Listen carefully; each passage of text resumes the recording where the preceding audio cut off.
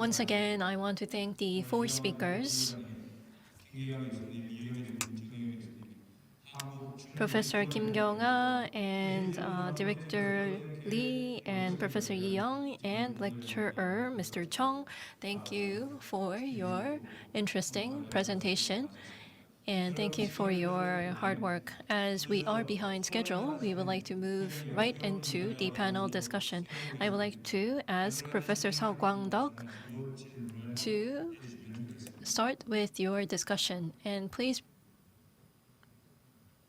state which speaker you want to ask a question to. Good afternoon. I am Seo Kwang-dok. I am from the Institute for Humanities and Social Science of Pugyong National University. I want to ask a question to Professor Kim Kyung-ah and also Professor Chung Young-hyun, who presented on Korean pirates. As was mentioned,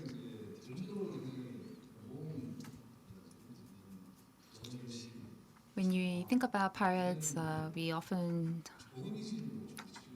or sometimes some positive connotations would be used, for example, ambitious, not surrendering to challenges, and so forth. However, I think that I was told that pirates, so the lives would be so difficult that they would not be able to last more than 3 years as pirates.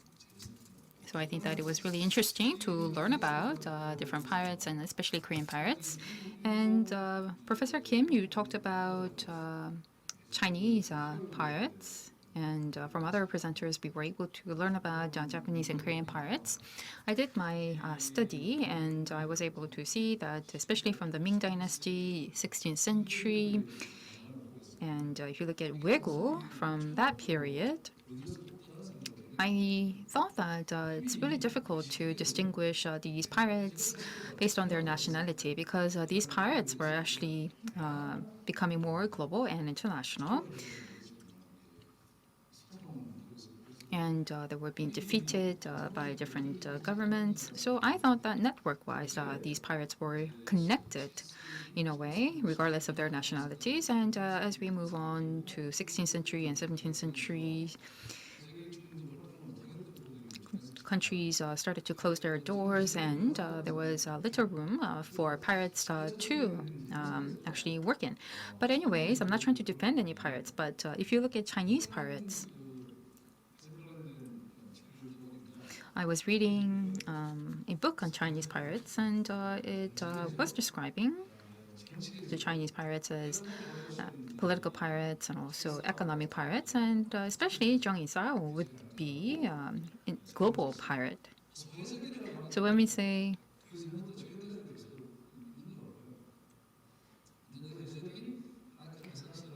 pirates, I think that they would sometime in the past would be limited to their own region. However, later on, they would grow their power and become more global. So my question is this. First of all, with regard to Professor Kim Kyung-ah's presentation, you talked about early 19th century, the books, and I think that 1840, there was opium war in China. So the issues of piracy, pirates, and also China's internal domestic issues and challenges, I think that we can, in the Chang Dynasty, they were trying to defeat the pirates, and we were told by Professor Kim how Zhang Yizhao surrendered to the authorities. However, we had Westerners in China already, and they were also involved in a way. So these pirate groups, I think, were also closely connected to China's internal economic issues and political issues. And the images of Chung Il-sung from the Japanese point of view and also Westerners' point of view, we were able to see how Chung Il-sung would be described. And I think that Chung Il-sung, how she would sprinkle garlic water to bless its clan members, I think it's also quite connected to Christianity and also Western culture. So culture-wise, I know that I'm repeating myself, but perhaps this is also connected to the modernization of China and also modernization of countries in East Asia.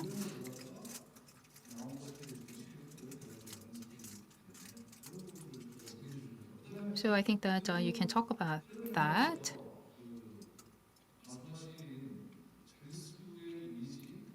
The images of Chung Il-sung and also Chung Il-sung as a female pirate, her position within the clan. So if you can further elaborate on that, I would appreciate it. And also, with regard to the presentation of Professor Chung, of course, you talked about it that the record shows that we did have Shillajok, but we don't have that much Korean record to prove that and prove their existence. But I believe that, as you mentioned, we have some Japanese records depicting them and explaining their existence. So again, my question is, did we not have in Korea any Korean pirates? Because we don't have any document to prove, shall we say, that we didn't have any Korean pirates. But given the history of the Korean peninsula, were we trying to hide or conceal the existence of Korean pirates? So if you can elaborate on that, that would be very useful. And in Japan, we also had Uegus or Japanese pirates, and they were very active. And they would root and raid their neighboring countries. And Uegu were actually defeated by Toyotomi Hideyoshi and Tokugawa clan, and how they have introduced the closed-door policies, diplomatic policies, and how that led to the extinction of the Japanese pirates. So my apologies, but please could you wrap up? So my question was, I wanted to learn about what actually led to the extinction of Japanese pirates, and was it any relevant to the central Japanese politics? So Zhang Yishao, with regard to Zhang Yishao, the question was it any related to the modern political history of China? And to Professor Chang, the question was, we only have limited records about Korean pirates, and we can find some sources in the Japanese documents, but is it because we didn't have any Korean pirates, or was it because we were trying to hide the fact that we had Korean pirates? So, Professor Kim, would you like to answer? Yes, thank you. First of all, before I answer, one thing I'd like to share was that China's piracy studies would oftentimes lead to a vacuum, especially when it comes to 19th century piracy. You can see that there's not many records. In 1840, the Opium War led to the collapse of the Qing dynasty, and there were some internal war, and then the Chinese government was established, and there were some reforms and revolutions. So it was very difficult for any records to be kept and also to study pirates. The agricultural or farmers' reforms were considered very important. However, when it comes to Chinese pirates, they were actually excluded from the history of China, and so we only had limited data talking about them. So I think that when it comes to studying Chinese pirates, they had to refer to Western data, Western studies. So it's really difficult for me to say what sort of Chinese historical data is available with regard to Chinese pirates. I did, however, write two papers about Chinese pirates, and in the process, I was able to learn that towards the end of the Qing Dynasty, the Western forces and their relationship between the Chinese pirates. I know that when it comes to history, there is no ifs. However, if the Qing Dynasty government, when it comes to its marine policies, back in 1880, when the Red Clan surrenders,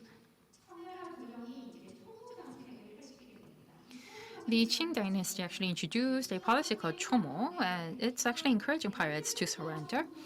And this is a policy that the Chinese governments would introduce from the past. So it's like introducing or surrendering or defeating a strong pirate in order to defeat other less powerful pirates.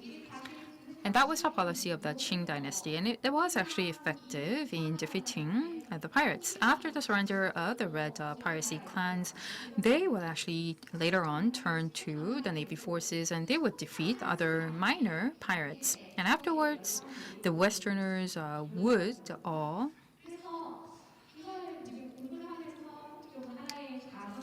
come to the waters of China. So my question is, if the Qing dynasty had not introduced such a policy, that is, using pirates to defeat pirates, but instead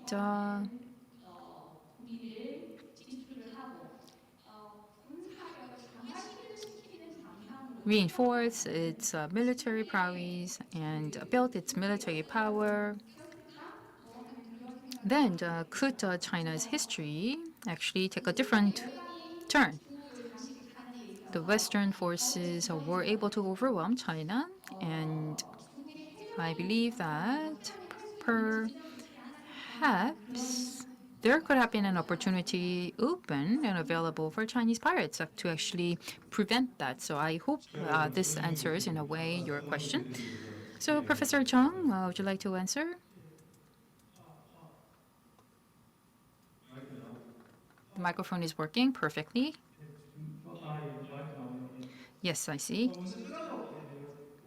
So yes, he talked about the Shilla pirates, or Shillajok in Korean. Again, I have to reiterate that there is no Korean record to prove the Korean pirates. However, I believe that back in the 8th century, they did exist. It's my own personal view, but and also, other than myself, in the academia in Korea don't really negate the existence of the Korean pirates. I didn't have time to actually elaborate on the table that I've included in my presentation material. But anyways, I think that the conditions were ripe for the Korean pirates to become active. And I believe that between Korea and Japan, there were some active pirates from Korea, as there was a lot of commercial activities between the two countries. So I think that there could happen, and it is highly possible that some from the Shilla dynasty actually worked as pirates.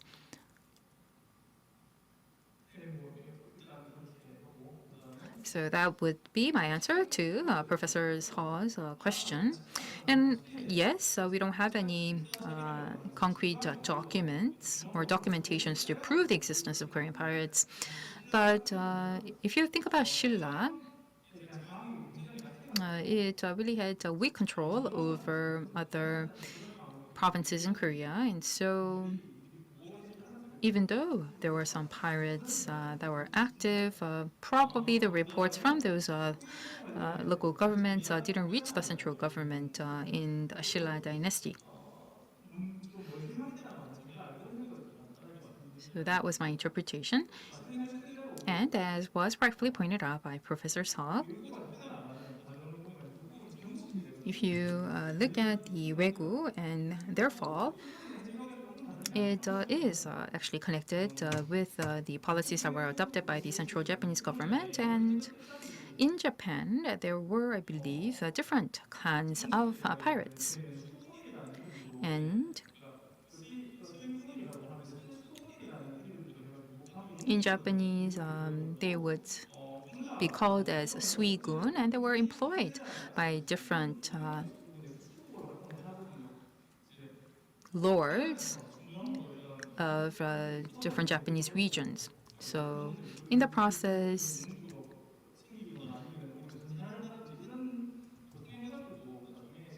these pirates would get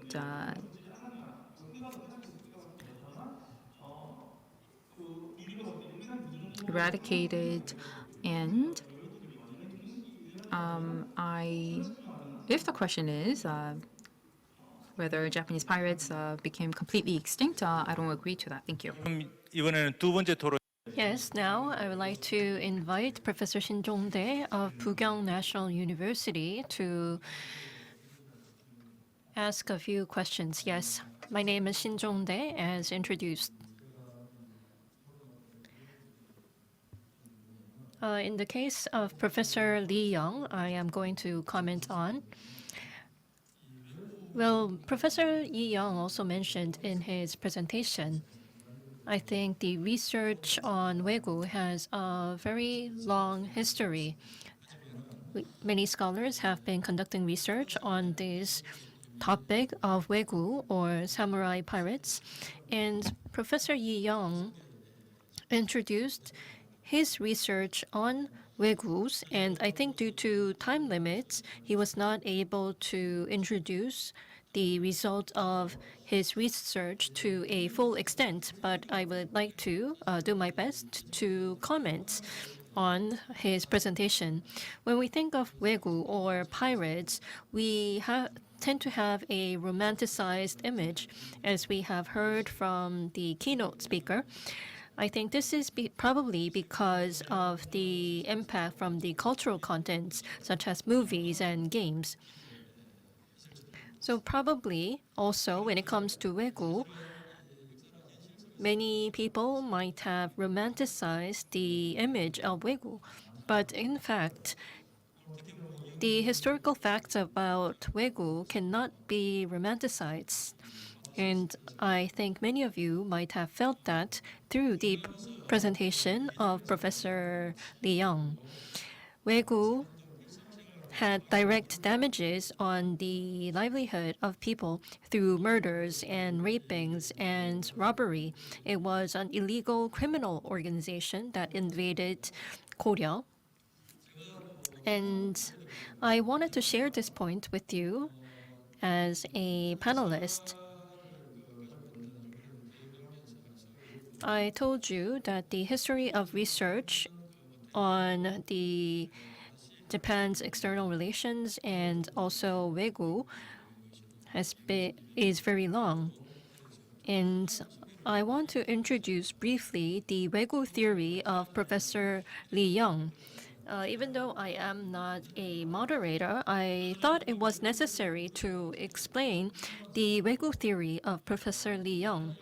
I think the research on Wegu is a very important research area, but still, like the tip of the iceberg, many research outcomes are hidden beneath and it's not shared with the public. So I think this is a good opportunity to share with the public about the outcomes of the Wegu-related research. And as I said, the research on Wegu is highly impacted by the research on the external relations of Japan.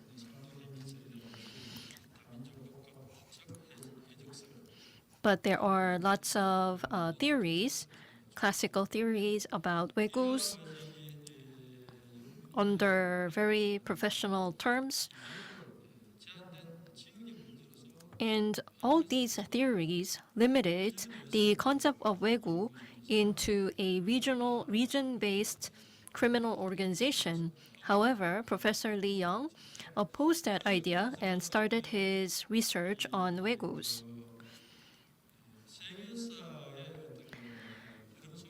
So in the global history, if we view the history of pirates, I think the Japanese pirates Of course, today's presentation was focused on the Japanese pirates of the 14th century.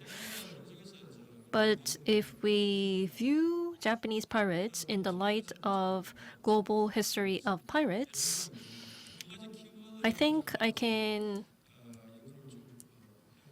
introduce this research in two keywords. Well, could you please be brief? Yes, I feel as if I'm chased by a pirate because I'm rushed. But anyways, during the dynasty change in China, within the Japanese society, I think there was a sentiment change, and that also might have had impact on Uyghurs. And the second concept that I would like to share is the certified pirates.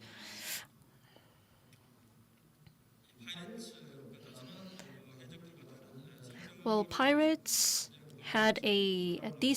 had a different characteristic from other pirates because pirates would be kidnapping people, and based on plans, they would be invading other countries as if they are a military troops. And this is what a certified pirate means. And I think the existence of this kind of pirates is a result of the domestic policy.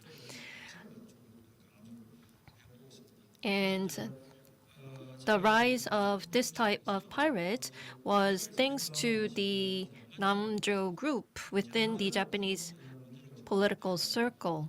Well, my question is this. There is a perception difference when it comes to research on Wegu between Japanese researchers and Korean researchers like Professor Lee Young. So what would be the difference between the two groups of scholars? So that is my question to Professor Lee. That's it. Professor Lee Young, could you answer in 3 minutes?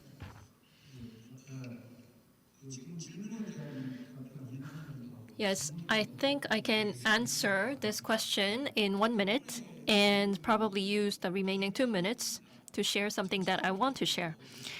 Well, for the question, I think Japan has been distorting the research on Wegu for political purposes. Research has to be based on evidence, but in Japan, the view on Wegu is different by period, also in Japan. Well, I think the topic of today's session was how to utilize the image of pirates as a cultural content. And there were lots of talks about the romanticization of the image of pirates. But this is only natural because advanced countries like UK, Portugal, Spain, France, the Netherlands, and the United States all have this history of pirates. You might know the word Yankee, and Yankee also refers to pirates. It's another name for a pirate. So many advanced countries had the imperial rule experience, and they had the experience of conquering pirates. And among the advanced nations, I think Korea might be the only country that lacks this kind of experience. A speaker from KOKA also mentioned that Korean cultural contents is very competitive on the global stage because these contents are uniquely Korean, exposing what is very Korean in a very frank way. And that led to the popularity of the Korean cultural contents, resulting in the Korean wave. Well, the history of Korean pirates, we cannot find it. And as Mr. Tong said, probably this is due to the delay in modernization, and the waterfront criminals also appeared in the late Joseon dynasty era. So I think we should focus on overcoming Wegu's invasion when we conduct research rather than trying to find the history of Korean pirates. For example, General Lee Sun-shin led the marine forces in the Joseon Dynasty era, but back then, the marine troops were more than 100,000 and it was a very large scale. And this is also linked to the invasion of Wegu because the size of the marine troops was increased to defend against these Wegus. So I think we can utilize our research on how we overcame Wegu's invasion in creating cultural contents, and that could be in line with the growth of the Korean cultural contents. Yes, thank you very much. Professor Lee Young mentioned that we could probably produce cultural contents from a different light. And I want to ask a quick question to the last speaker, Mr. Lee. You mentioned about the Pirates of the Caribbean and the Japanese animation One Piece. And sometimes pirates are depicted as a hero, sometimes as a thief. And today we listened to presentations on Chinese pirates, Japanese pirates, and Korean pirates.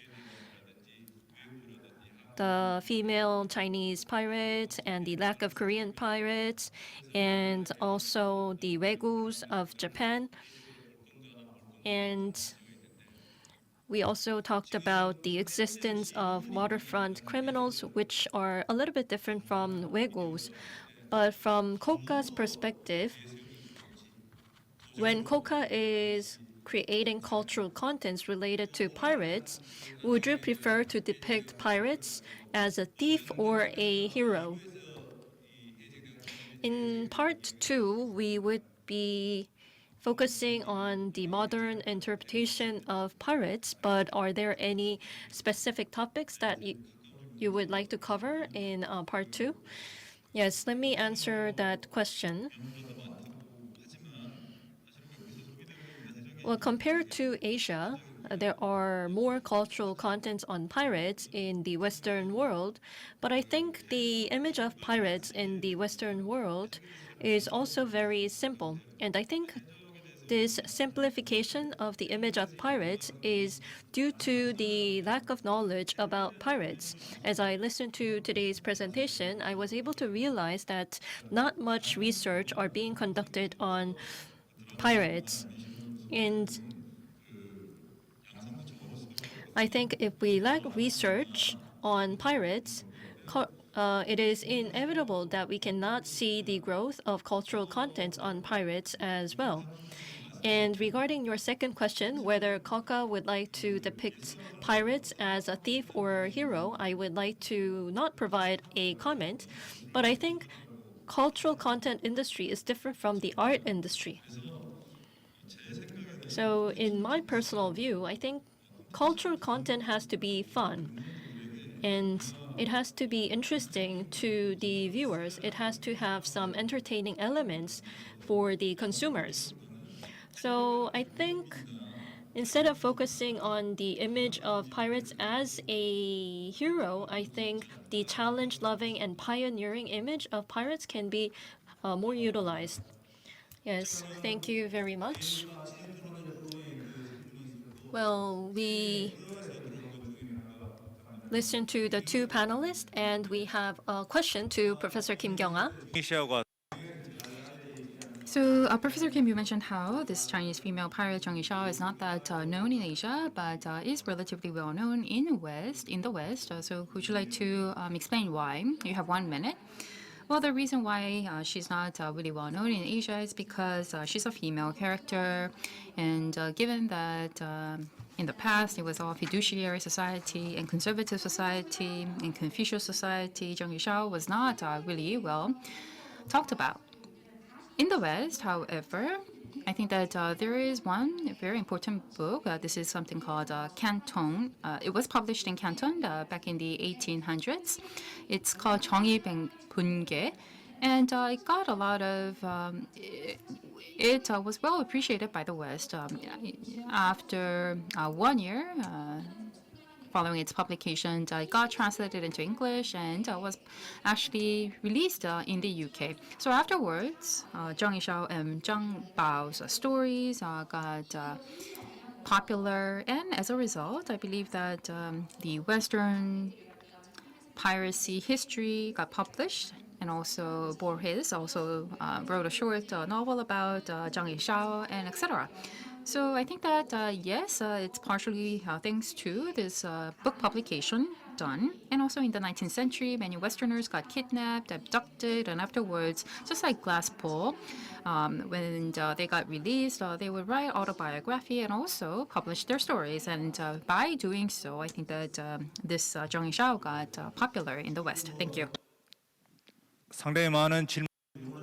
We are receiving many questions from the floor, but I think we used all our time, so we would like to conclude here. I would like to thank Director Lee Yang-wan of KOKA and Professor Kim, Professor Yi Young, and Professor Chung Young-hyun, and also the two panelists for your active participation. Thank you very much for your active participation.